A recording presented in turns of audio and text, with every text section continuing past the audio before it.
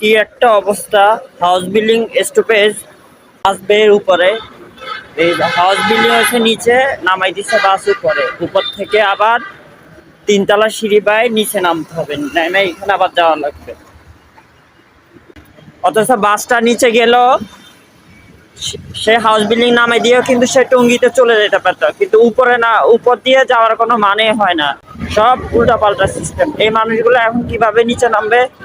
আবার এখানে স্টপেজের সিঁড়ি আটকে রাখছে, মানুষ কিভাবে নামবে? স্টপেজ বাস উপরে নামাচ্ছে, আর অথচ এখান দিয়ে কর্তৃপক্ষ যাইতে দিচ্ছে না, তাহলে মানুষ কিভাবে যাবে? সবাই ভিডিওটা শেয়ার করে দেন। এখানে বাস স্টপ হিসাবে হাউস বিল্ডিং নামাচ্ছে, দুই পাশের গেট আটকানো, এই যে এই পাশেরও গেট আটকে রাখছে, তো মানুষ কিভাবে নামবে?